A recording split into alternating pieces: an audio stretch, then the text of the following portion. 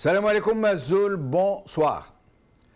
L'attentat de Nice continue de faire des vagues. Et tout naturellement, comme les autres tragédies qui se sont déjà déroulées, qui deviennent presque récurrentes, cet attentat, comme les autres, devient le créneau idoine pour une faune d'opportunistes politiques en tout genre, pour grappiller quelques points dans les sondages, pour rameuter les troupes, aviver les sentiments noirs et glauques qui meublent l'atmosphère. L'islamophobie fait vendre plus que jamais.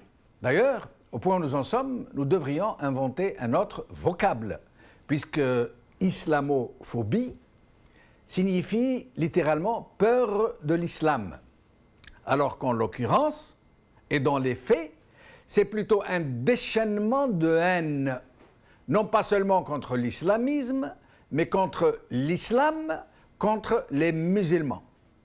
Même si tout ce beau monde qui en use et en abuse, les uns en vociférant, les autres la bouche en cœur, font comme s'ils étaient dans une posture de légitime défense. Et les uns comme les autres sautent allègrement dans le carrousel de la haine. Une haine sans complexe désormais, qui ne se cache plus, qui ne s'embarrasse plus de faux semblants, voire même qui se revendique comme telle avec empressement. C'est à qui va le plus loin. C'est la surenchère dans la stigmatisation. On ne craint plus de généraliser, de s'encombrer de réserves. Fini le racisme empoulé, maniéré, qui se déclinait en sous-entendu. Désormais, c'est à la hussarde, et même à la bonne franquette. Un officier de réserve de la Légion étrangère, un officier supérieur, nous dit-on, coutumier du fait, et qui avait déjà appelé à raser, non rien de moins, à raser toutes les mosquées de France, récidive et somme tous les musulmans de sa région, de sa ville, à quitter les lieux, sous peine de mort. La vidéo a été signalée à YouTube et retirée, avant que nous n'ayons eu le temps de la copier. Mais d'autres vidéos sont encore visibles du même personnage, sans choquer outre mesure. Et on se laisse aller à imaginer la clameur publique que cela aurait provoqué, la clameur publique et le tollé général des politiciens, que cela aurait provoqué si cet Olybrius s'était attaqué à une autre communauté. La communauté juive, pour la citer, pour ne pas parler par sous-entendu. Écoutez-le, ce monsieur. Qui va protéger ma ville?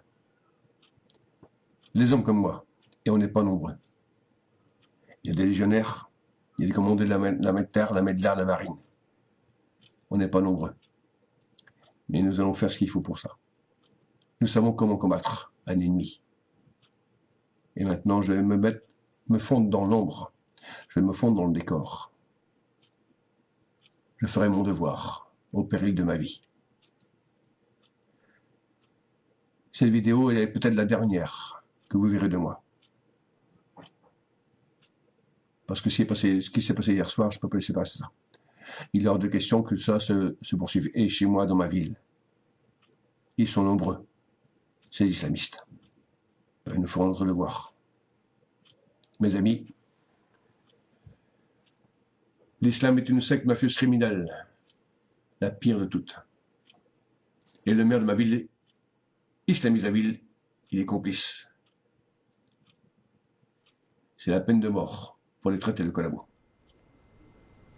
Dans une autre vidéo, celle qui a été supprimée, ce monsieur interpelle les musulmans. Il dit « Musulmans, je vous somme de quitter ma région, ma ville dans les 8 jours, etc. etc. » C'est incroyable. Les musulmans vont donc encore, une fois, les frais de ce que des fanatiques, voire même des malades mentaux, commettent en leur nom, en celui de leur religion. Pourtant, cette fois-ci, une enquête sur l'auteur du carnage a révélé que celui-ci n'avait rien à voir, non seulement avec l'islamisme, mais même avec l'islam. Même s'il s'appelle Mohammed, puisqu'il n'était pas pratiquant, qu'il mangeait du porc, et que ses orientations sexuelles étaient très ambivalentes, si vous voyez ce que je veux dire. Mais qu'importe le flacon, le bouc émissaire est encore une fois tout désigné, tout trouvé, et il ne faut pas le lâcher. C'est la curée. C'est à qui se ruera le plus dans le gueuleton, dans le lynchage. Pourtant,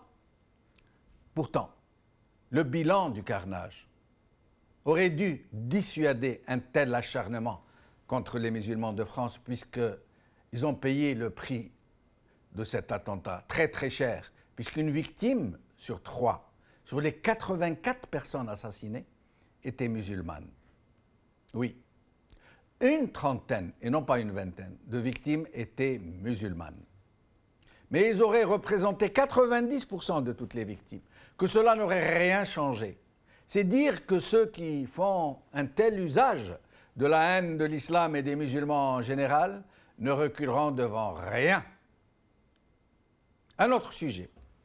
En Turquie, le coup d'État avorté continue de provoquer des réactions diverses et variées.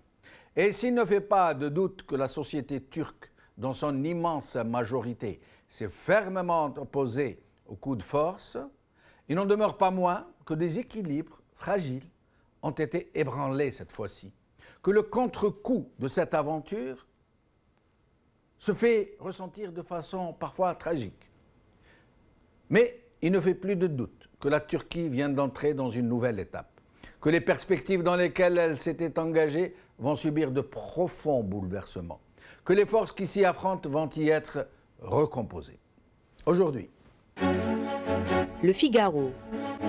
Attentat de Nice, une victime sur 3 était musulmane. 20 minutes. Attentat à Nice, les musulmans entre chagrin, peur et espoir. La Croix. Les Turcs d'Allemagne se déchirent autour du coup d'État.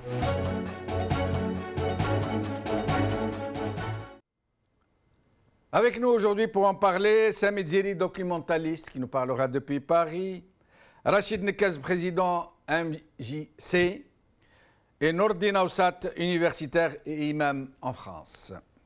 Sami Djeri, merci d'être avec nous. Merci Jamali de m'avoir invité. Je remercie aussi Mararibia dans son ensemble. Bienvenue à vos invités qui seront avec nous dans l'émission. Merci Sami. Alors, nous allons commencer aujourd'hui, nous traitons de 2 sujets. Ce sont les sujets des jours qui viennent de passer. Donc nous faisons une sorte de rétro-info.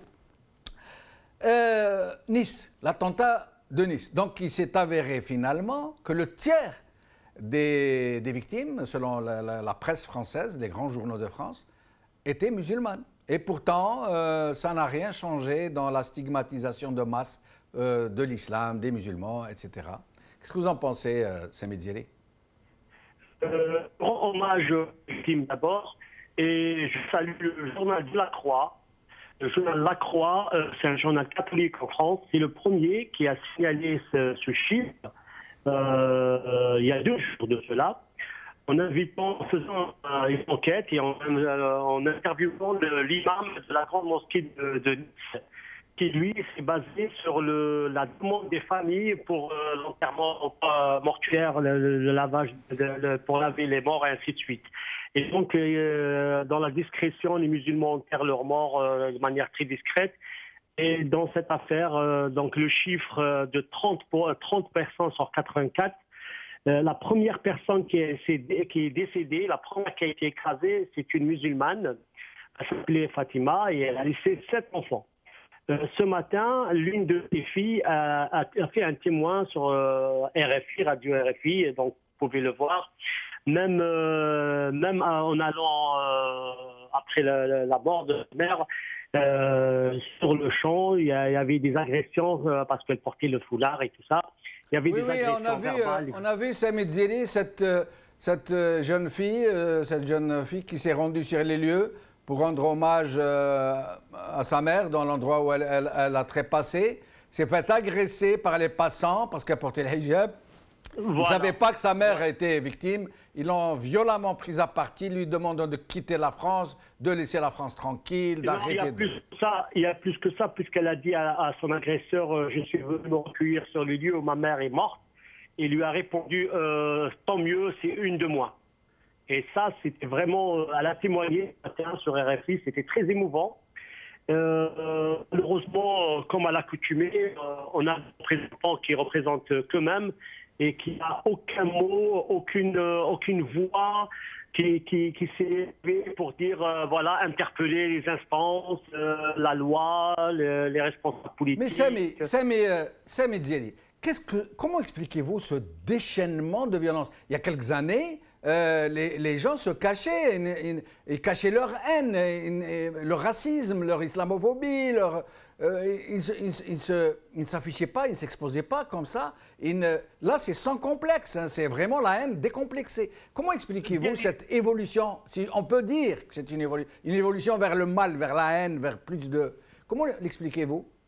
Bah écoutez, moi je l'explique, comme je l'ai dit il y a pas longtemps dans une émission avec vous, Jamaldine, sur une autre émission, vous étiez invité autant que moi, c'est qu'il y a 3 niveaux de responsabilité. Il y a le niveau politique. Vous voyez, Hollande, juste après l'attentat, il a prononcé le terrorisme islamiste, alors que rien n'a été fait. Ce bonhomme-là, comme vous l'avez mentionné, il n'avait rien de musulman. On a vu sa vie personnelle, ça n'a rien à voir. Mais malheureusement, il a tué moins que Breivik en Suède. Breivik avait le droit d'être un malade mental, et puis là, il vient de s'inscrire à l'université pour des études supérieures en sciences politiques. Mais par contre, un gars comme ça, le politique, il a joué un rôle primordial dans cette montée. Et après, vous avez un second niveau de responsabilité, le médiatique. Vous avez les médias en France qui ont banalisé le discours raciste, le discours islamophobe. Ça c'est devenu vraiment la cible privilégiée. Étant donné que nous sommes mal structurés et qu'on a des représentants qui représentent qu'eux-mêmes, je parle du CFCM, et donc on subit. On attend que la tempête passe, voilà. Donc, dans le niveau médiatique, vous voyez quelqu'un qui prend du musulman, comme Chelro, ou comme d'autres, on parle à la télévision que les gens qui tapent du musulman, des musulmans qui tapent du musulman. Mais le comble, Sami Djeli, c'est que pendant que cette haine va en s'amplifiant, va en étant de plus en plus visible, et on s'attend à ce qu'elle soit de plus en plus palpable, si je peux dire, puisque ça pourrait très bien passer aux actes. En attendant, il y a des gens qui, au cœur, ce sont des musulmans de naissance, disons, même si eux s'en défendent presque, sont en train, eux aussi, de taper sur les leurs. Je ne citerai pas ces écrivains, ces soi-disant journalistes qui vont gaiement contre leur communauté d'origine, du moins. Bien évidemment, c'est des gens qui sont devenus, comment on appelle ça, une arme par destination. C'est-à-dire on les utilise, et puis c'est eux qui tapent les musulmans, pas nous. On dirait, écoutez, ils vous critiquent, mais c'est un musulman. Il y a Chelroumi, il y a Sifawi, mais il y a récemment Sansal qui a assimilé carrément les combattants du FLN, Ben Mehdi en tête, à un terroriste, parce qu'il a dit c'est les méthodes qui ont été faites par le FLN durant la guerre d'Algérie, durant la bataille d'Alger. Et donc c'est très très grave. Et nous, on est en train de subir, malheureusement, je ne sais pas si c'est quelque chose, une opportunité aussi pour se restructurer et s'organiser autrement, parce que... Mais justement, Sami Djeli, justement, vous y arrivez tout seul. Moi, je voulais vous y amener et vous y arrivez. Comment expliquez-vous cette absence de réactivité, cette passivité, cet effacement, ces gens qui rasent les murs, qui tentent de se faire oublier, voire même qui se défendent d'être musulmans, qui se défendent d'avoir quoi que ce soit à voir avec leurs compatriotes d'origine ou leurs co-religionnaires d'origine? Comment expliquez-vous cette... je ne dirais pas les mots, le mot qui est dans ma tête, mais c'est trop, à mon avis. On ne peut pas être aussi passif devant une telle agression. C'est pas possible. Il y a un complexe, parce que malheureusement, les gens qui sont nés ici, ils ont une identité fragmentée. Et en plus, ils n'ont pas la profondeur historique de l'histoire arabo-musulmane, et ainsi de suite. Et donc, il y a aussi l'engouement de vouloir être plus que ce qu'on lui demande. Plus en ce que lui demande, il veut être plus français, plus émancipé, plus même des gens qui préfèrent parler, mais jamais vous aurez dans le lexique un mot d'origine arabe ou quelque chose comme ça, parce que, bon, malheureusement, c'est très complexe, parce que c'est un problème d'identité, c'est un problème relevant d'identité. Restez avec nous, Samid Zili, je reviens à vous dans un moment et je reçois Rachid Nekez. Merci d'être avec nous, Rachid Nekez. Salam alaikum, merci beaucoup, c'est Jamal Adli. C'est toujours un plaisir et un honneur d'être avec vous dans votre émission. Le plaisir et l'honneur sont partagés. Alors, Rachid Nekez, notre ami Edzeri. Nous parlons en ce moment des retombées de l'attentat de Nice.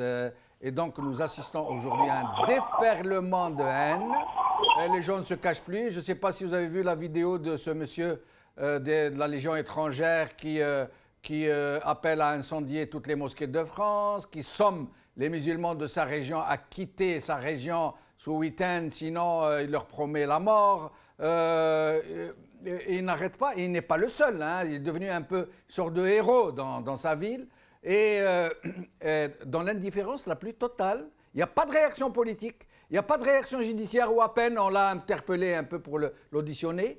On se laisse aller à se demander si une telle attaque avait été lancée contre une autre communauté, une autre religion présente en France. Qu'est-ce qui se serait passé?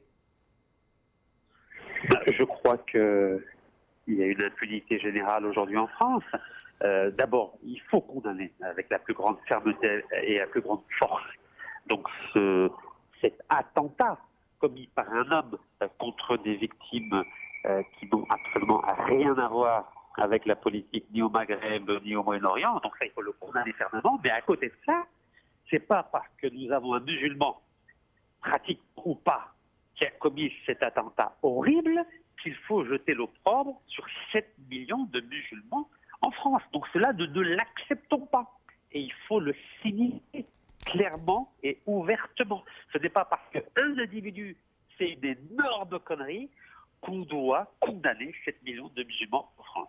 Et comme l'a rappelé Sinziri, c'est parce que les musulmans en France et en Europe ne sont pas organisés que vous avez des fous furieux, des ex-légionnaires ou des anciens policiers qui se permettent de salir l'image des musulmans ou même de les condamner comme ça sur la place publique. Donc il faut aujourd'hui s'organiser. Les musulmans européens, les musulmans en France en particulier, doivent s'organiser, notamment à l'approche des élections présidentielles françaises d'avril 2017, pour dire qu'il y a une ligne rouge qu'il ne faut pas franchir sous peine d'une sanction électorale très forte lors des prochaines présidentielles d'avril 2017. Mais Rachid Nekez, cette ligne rouge à laquelle vous faites allusion, elle n'a pas été seulement franchie, elle a été largement outrepassée, et combien de fois, et tous les jours que Dieu fait, et plus que ça, maintenant, ce sont des politiciens de très haut niveau, qui sont au sommet de l'État français, à tout niveau, dans toutes les institutions, qui vendent du leurre, qui lâchent leurs petits mots, leurs petites phrases contre l'islam, contre les musulmans, contre le terrorisme islamiste, alors que contre même cet auteur dont on nous dit qu'il a été rapidement radicalisé, notre le traite de... Et vous dites qu'il faut que nous réagissions, mais ce n'est vraiment pas le cas. En l'occurrence, il y a une totale absence, pour ne pas dire plus.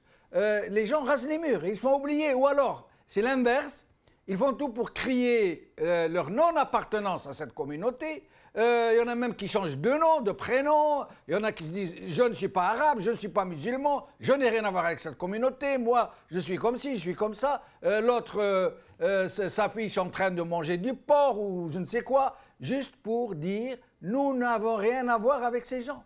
Ça veut dire que non seulement ils ne réagissent pas, ils font tout pour se désolidariser. Certains. Oui, c'est vrai.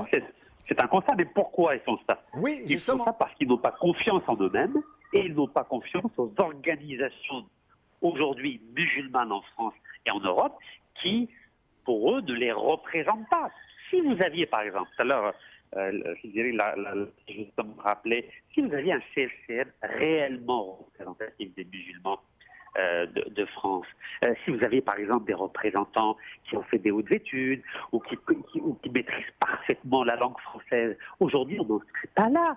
Malheureusement, les musulmans européens, notamment les musulmans de France, pâtissent du fait qu'ils ont des représentants médiocres, des amateurs, des gens qui ne maîtrisent pas les éléments de langage de la société française et de la société européenne en général. Et c'est parce que nous avons des imbéciles heureux à la tête de ces organisations musulmanes en France que nous avons cet abandon, cette honte de l'identité musulmane. Et c'est pourquoi il est important de revenir à la question de l'organisation, de la représentativité.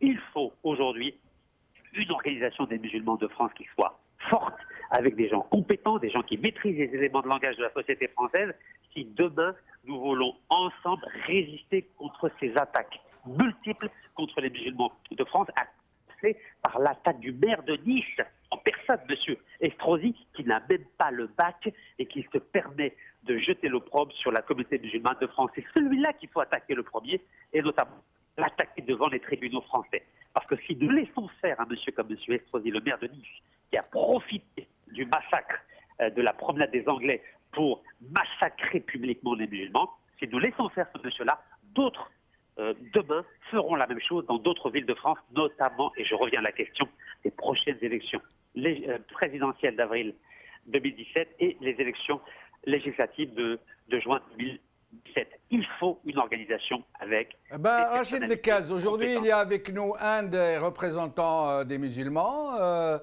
qui lui maîtrise bien la langue française et qui lui n'a pas la langue dans la poche et qui lui représente vraiment les musulmans, ou certains musulmans du moins de sa région, et au nom desquels il s'exprime très vigoureusement. Et il est avec nous aujourd'hui. Nordin Aoussat, merci d'être avec nous. Nordin Aoussat. De m'inviter à cette rencontre. Merci. Je vous écoute. Alors, Nordin Aoussat, d'abord, j'aimerais que nous parlions un peu de ce monsieur qui fait des vidéos YouTube. C'est un ancien officier de la Légion étrangère. Il passe pour un héros aux yeux de beaucoup d'extrémistes français. Il n'y va pas à la petite cuillère, lui. Hein. Il appelle à raser toutes les mosquées de France. Il appelle les musulmans de sa région à quitter immédiatement sa région, faute d'être exécutés. Et alors, ça ne fait pas beaucoup de vagues. Hein. Ils l'ont un peu interpellé, ils l'ont dessiné pendant 10 minutes, ils l'ont relâché. Ils l'ont d'ailleurs interpellé plusieurs fois. Mais ça ne va pas plus loin, ça n'a pas déclenché une clameur publique, ça n'a pas déclenché de réaction du personnel politique, c'est comme si de rien n'était, quoi. Oui. Oui, donc j'aimerais vous entendre commenter cette sortie de ce monsieur et surtout, l'indifférence, la passivité, pour ne pas dire plus, des musulmans de France. Ben, écoutez, le problème, il est là. Beaucoup de gens ne comprennent pas la France. Et beaucoup de gens ne comprennent pas ou ne savent pas décrypter le comportement et les réactions des hommes politiques et de l'opinion d'une façon générale.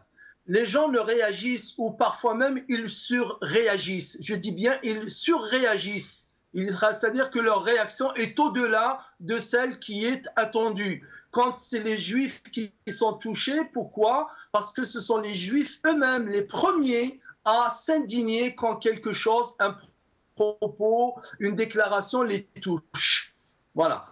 Et depuis, les hommes politiques ont appris à réagir parfois avant même la réaction je dirais, des associations et des représentations communautaires de la communauté juive. Voilà. Donc tout à l'heure, je vous ai entendu à 2 reprises faire le parallèle. Il faudrait le comprendre pourquoi les hommes politiques réagissent ou même surréagissent quand il s'agit des juifs. C'est tout le contraire qu'il s'agit des musulmans. Pourquoi? Parce que la première raison... Nordin Aoussat, moi j'aimerais d'abord... Nordin Aoussat, excusez-moi de vous interrompre. Je voudrais d'abord dire que nous n'avons rien contre les Juifs. Bien au contraire. Personnellement, je les salue. Oui. Je les salue.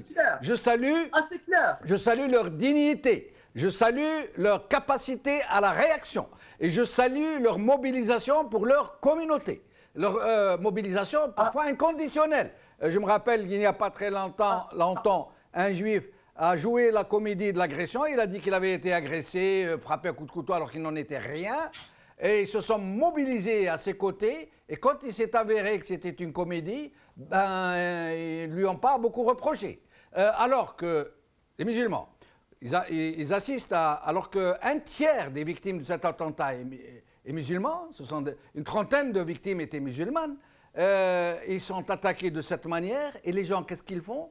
Ils ne réagissent ni aux vidéos de ces gens, ni aux discours politiques. D'ailleurs, je vais vous demander de nous parler un peu de NKM, qui a fait un article, et vous avez vous-même réagi très violemment, et je vous en félicite. Et le com, c'est comme vous venez de le dire, que c'est la communauté musulmane de France qui est aux abonnés absents.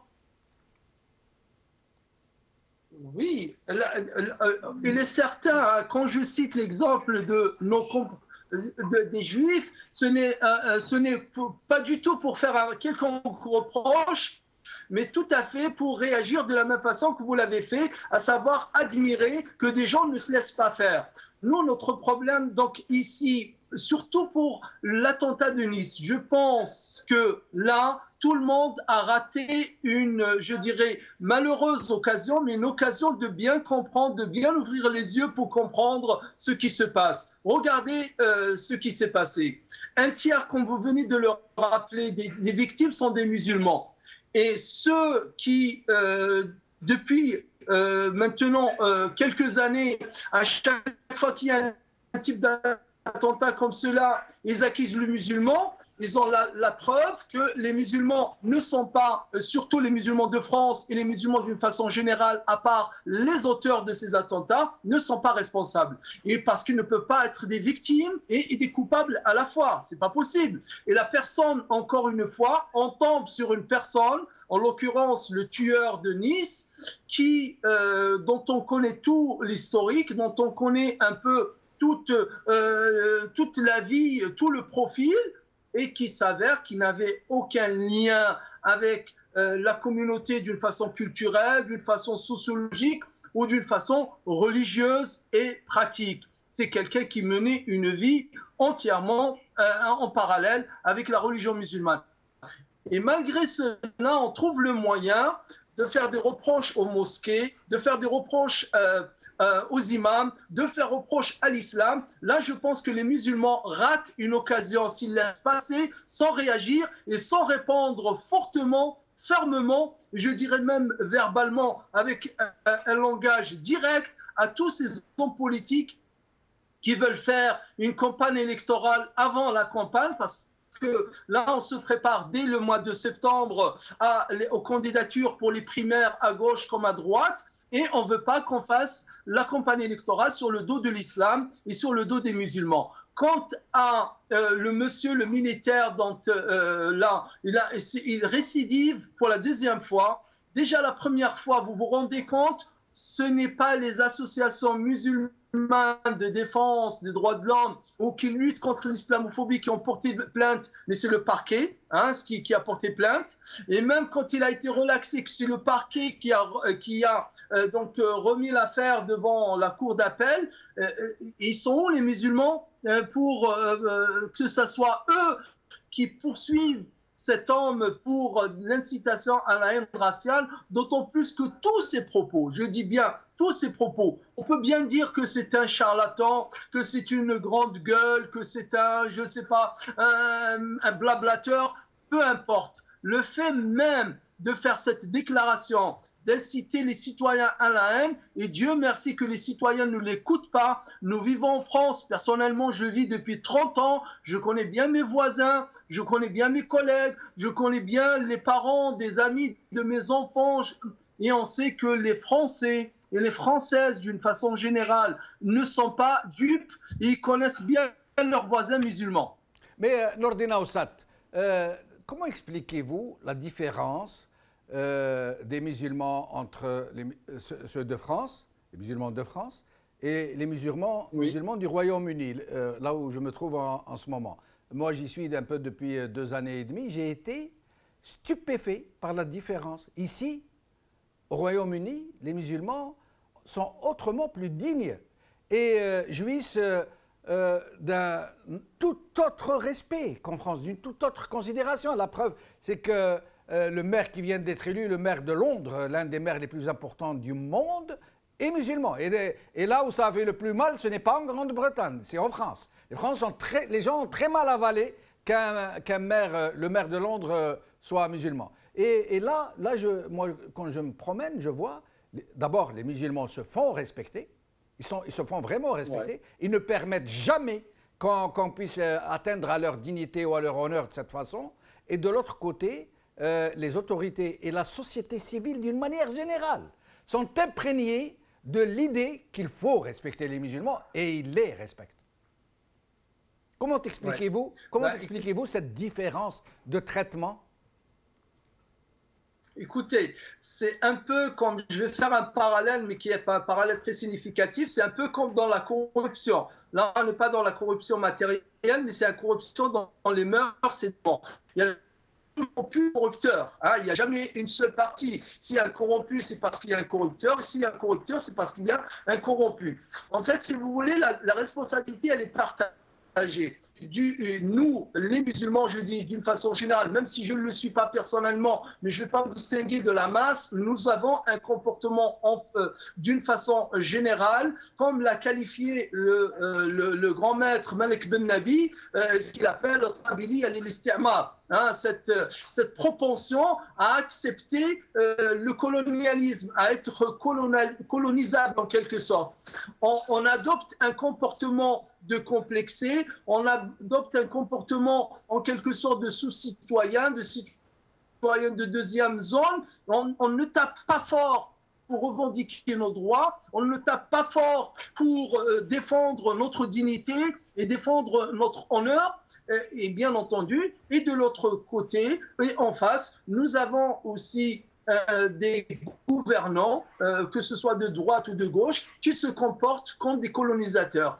Hein, comme des colonisateurs, et ils nous parlent aussi, vous l'avez entendu comme moi, vous avez cité tout à l'heure NKM, Nathalie Kosciusko-Morizet, qui dit oui, ah oui, bien sûr, les musulmans, ils ont droit à avoir des lieux de prière. Encore heureux que les musulmans, qu'on puisse le dire de cette façon. Mais elle le dit par ailleurs, on ne ferme pas assez de lieux de culte. Mais je rêve ou quoi? Je rêve quoi? Qu'est-ce qu'ils ont à voir, les lieux de culte? Donc, si vous voulez, les Anglais, nos frères anglais, j'ai été en Angleterre et j'ai vu comment les Anglais vivent épanouis leur religion. Je citerai juste un exemple. On monte dans un bus, on voit un chauffeur d'origine musulmane qui porte une araqiya, par exemple, sur la tête. C'est lui qui te dit d'abord « Salam alaikum ».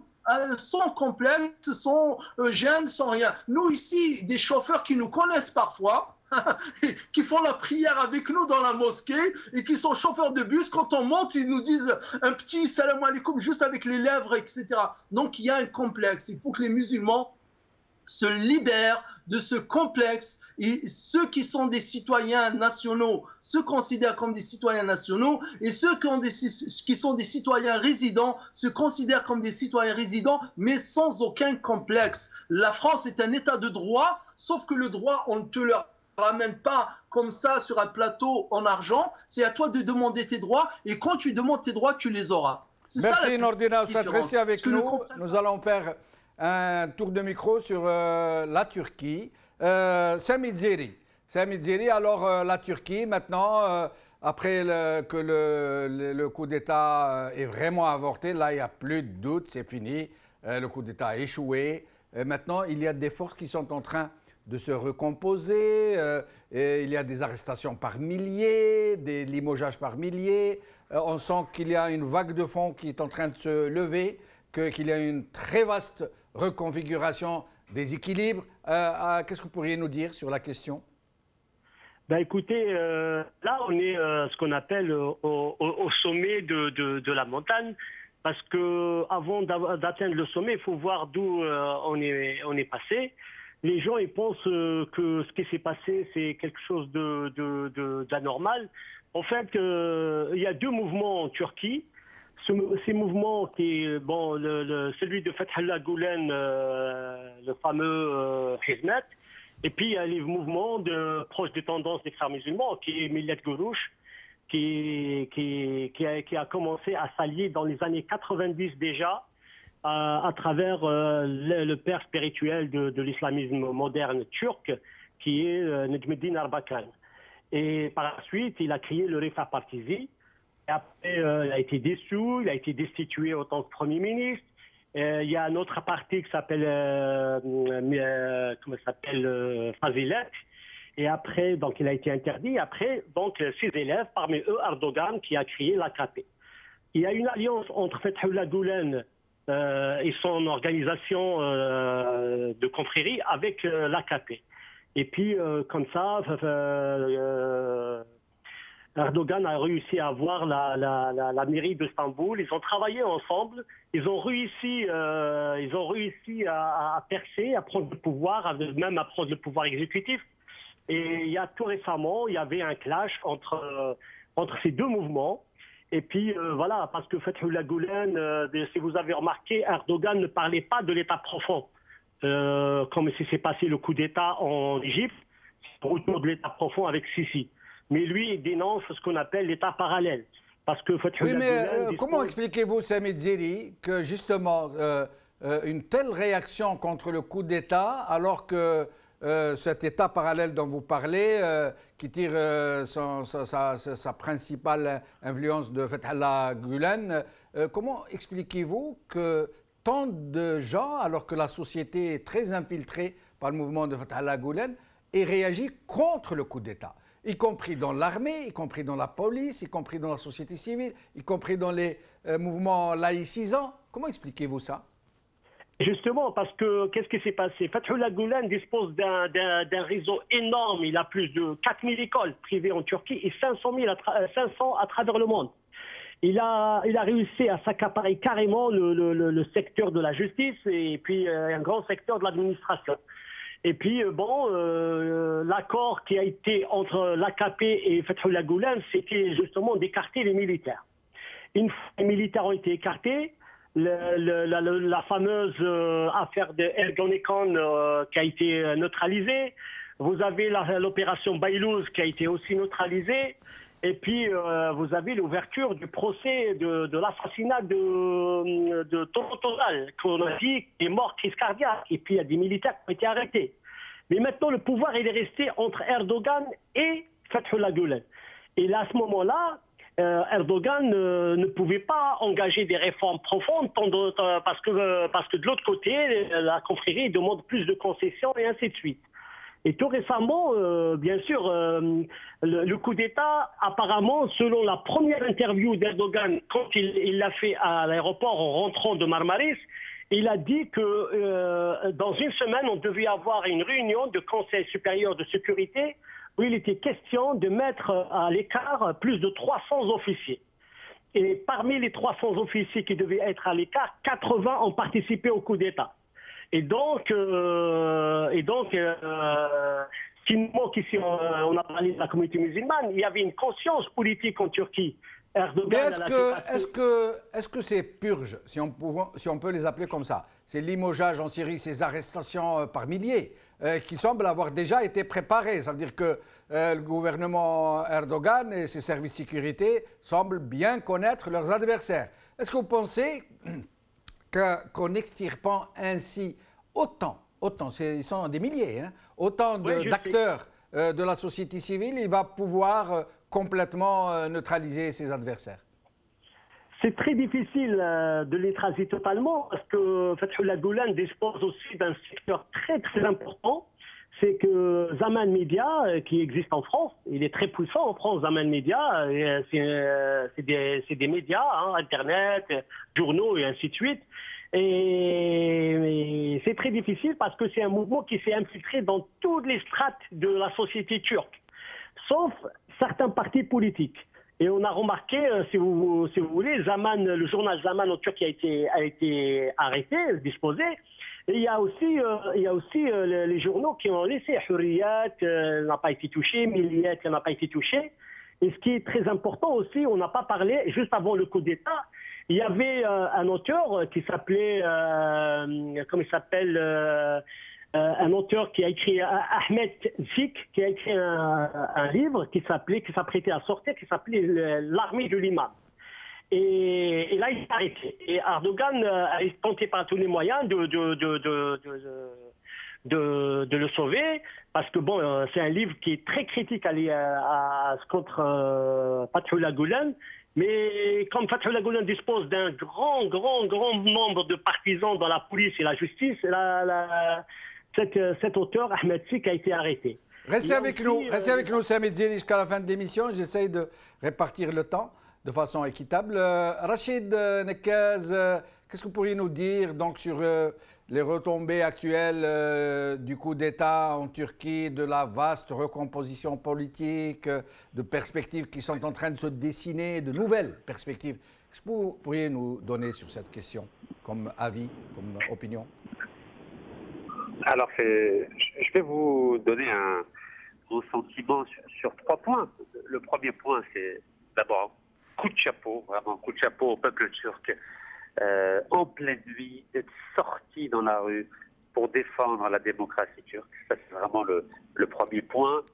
Le deuxième point, je crois que M. Erdogan fait une grave erreur en mettant en place sa politique de purge à peine quelques jours après ce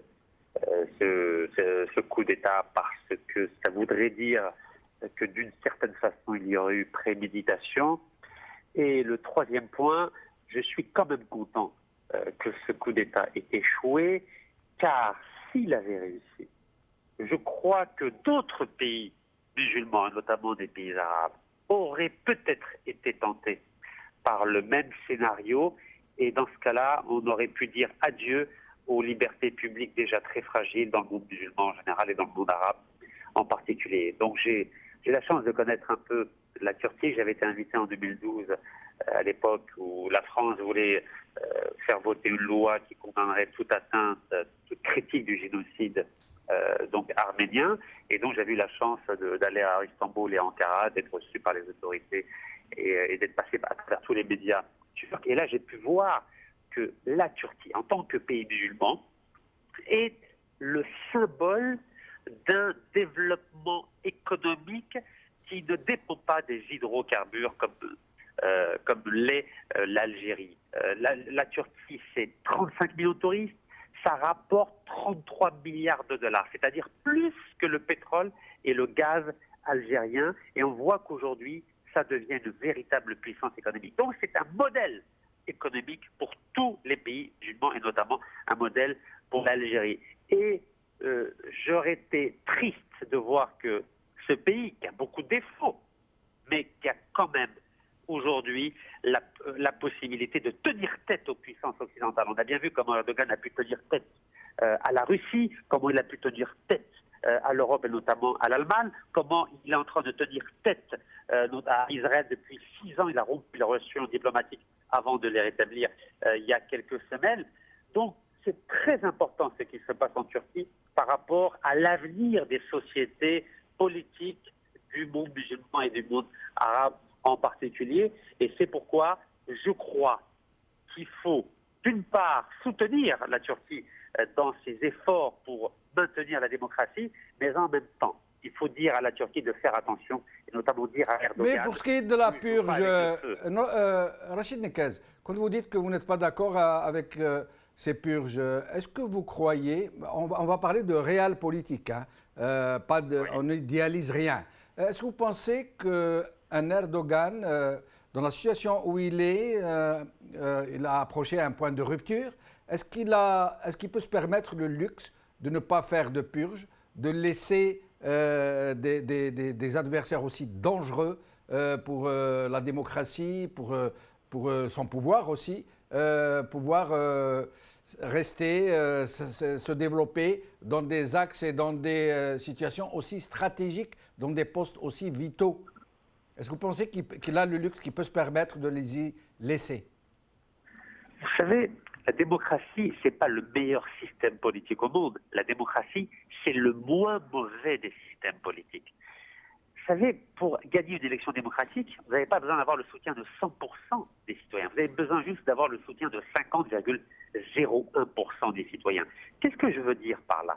Je veux dire par là que vous ne pouvez pas avoir une société parfaite, une société où tout le monde est d'accord à 100% avec vos opinions ou vos idées. Moi, je crois que Erdogan, qui règne en Turquie depuis 13 ans, je crois qu'il ne faut pas qu'il tombe dans le piège de ce qu'on appelle le despotisme oriental, c'est-à-dire avoir tout le monde d'accord avec lui. C'est pas ça la démocratie. La démocratie, c'est un système imparfait. Et je refuse de croire que les 2500 juges qu'il vient de limoger aient été liés au coup d'État militaire. Ça, merci Rachid Nekes, je suis obligé de vous interrompre. Ce que vous dites est très intéressant, mais malheureusement nous arrivons à la fin de l'émission. Nordin Aoussat, il nous reste moins de 3 minutes. Si vous pouviez nous donner votre point de vue sur les développements, les derniers développements turcs. Oui, bon, je voulais faire justement trois réactions sur 3 aspects. Réagir en tant qu'Algérien, réagir en tant que Français aussi, et réagir en tant que musulman. En tant qu'Algérien, on devrait prendre l'exemple sur la Turquie et le travail énorme qu'ils ont fait pour développer leur pays. Et je me souviens que quand Erdogan, Premier ministre, est venu en Algérie, comment la presse algérienne, surtout la presse francophone, avait réservé un accueil très très froid pour Erdogan, alors qu'on a beaucoup de choses à apprendre sur eux. Le pays qui fait partie du G20, le pays qui a fait un bond en une dizaine d'années ou une quinzaine d'années, un bond économique est très important. Et Rachid Nekaz vient de rappeler quelques données sur cette importance de l'économie. Donc là, on a beaucoup de choses à apprendre sur nos frères turcs en tant qu'Algériens. Sinon, en tant que Français, je me souviens que j'ai failli passer 2 nuits blanches, la nuit du 14 juillet à cause de l'attentat et le lendemain avec ce qui s'est passé en Turquie, tellement j'avais peur, énormément peur que la Turquie bascule dans dans quoi l'Égypte a basculé et d'autres pays. Dieu merci, Allah a sauvé la Turquie. Maintenant, la Turquie, on n'a pas de leçon à leur donner quant à la réaction qu'ils doivent faire.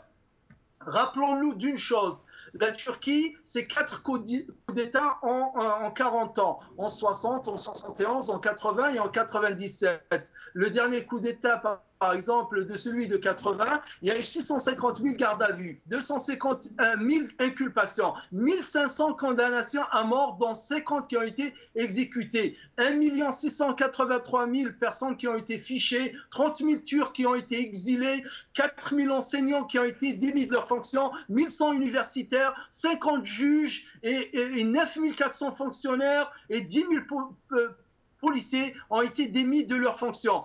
Erdogan est bien loin de ce qui a été fait avant lui. Faisons-lui confiance. Et il a montré, il a donné des preuves qu'il est digne de confiance en tant que démocrate, en tant que quelqu'un respectant. Merci Nordin Aoussat. Merci, je suis obligé de vous interrompre. Merci beaucoup. Nous arrivons à la fin de l'émission. Merci à mes 3 invités. Merci à vous d'avoir suivi cette émission.